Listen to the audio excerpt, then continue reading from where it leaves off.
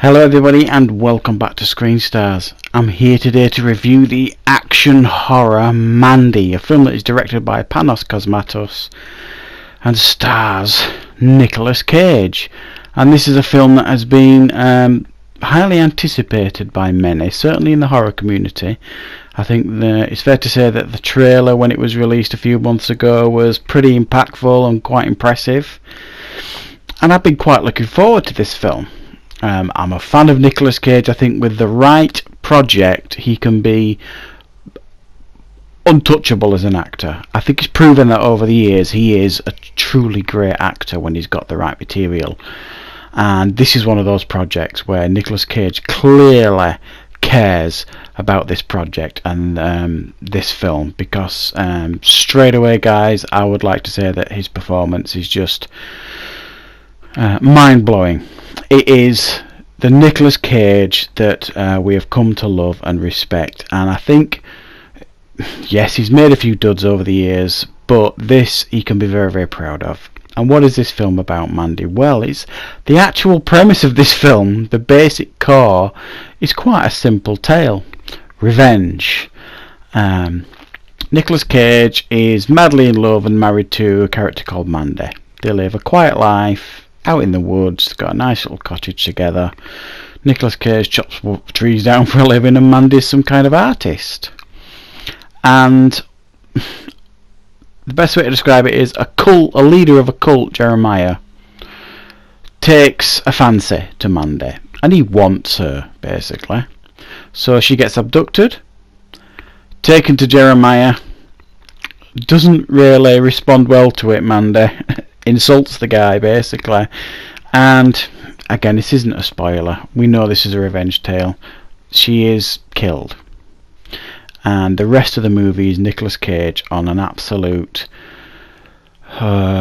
mission, a bloodlust mission to take out anybody connected to the death of his beloved Mandy, and he does it in equally or escalatingly beautiful and brutal ways.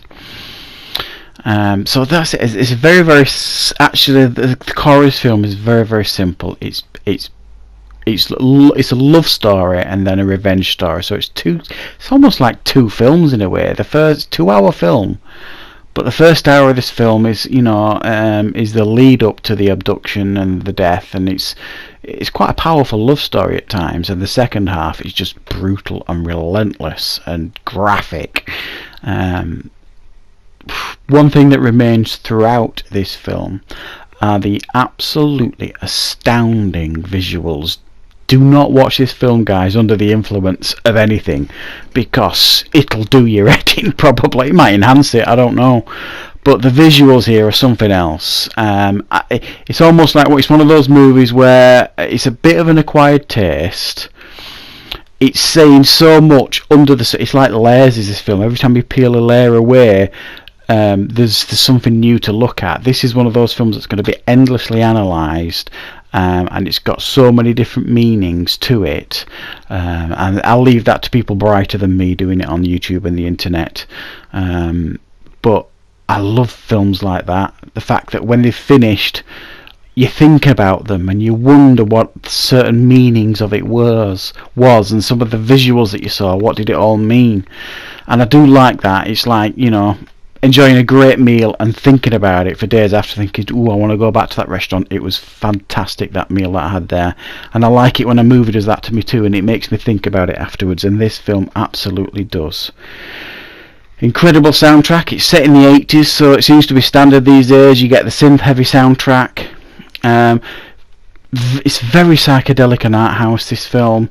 If it's not your sort of thing, if you don't like weird visuals, you're probably not going to take to certain aspects of this film, because it just throws everything at the screen. There's even some animation at some points in it. It's a complete and utter visual feast, is what I'm trying to say, and there's always something really interesting to look at. It's lit in a fantastic way. I can promise you this, it's not like any other film you've really seen before.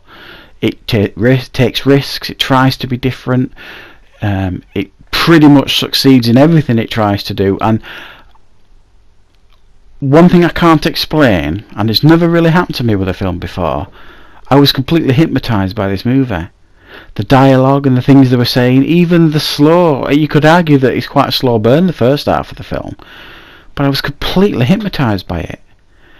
And I could not believe, this is a 2-hour film, and I could not believe how quickly it finished. And I can't tell you how it happened. I remember looking at one point in the movie, and it felt like I've been watching the film for about 20 minutes, and it had actually been on over an hour, just over an hour, and I genuinely was taken aback by that. It draws you in this film, and it hypnotises you, and it demands you to pay attention and watch, and you can't help but do it. Unique, and I can't think of many films that's happened to me before with it. Probably has, but I can't think of any. So I really am impressed with what it did. I don't think Nicolas Cage has quite been as good as this for years. And I saw an interview with him recently where he was talking about this film, and initially the director wanted to cast him as Jeremiah, the leader of the cult, and Nick Cage says, no, I want to be Red, I want to be this guy, and the director wasn't interested initially, but then he realised actually it would be perfect casting, and it so is. Nicolas Cage it puts everything into this performance. It's really good. There's some scenes where he's not talking, he's just emoting, and that was acting. Boy, this guy can act when he really chooses to. Keep it up, Nick, because honestly, he blew me away in this film, Nicolas Cage.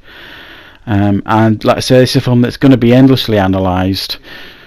But for me, it's a very strong 8 out of 10, potentially more than that, because I did really enjoy it, and I need to watch it a few more times to decide really where this stands in regards to a rating. But for now, it's an 8 out of 10, guys, and I do highly recommend it. So thank you very much for watching.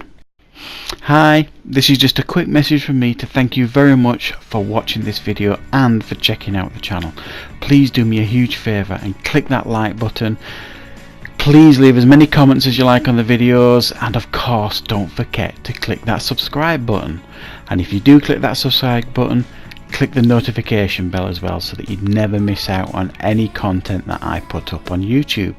So thanks very much for watching, guys. I really do appreciate it, and I'll see you next time on Screen Stars.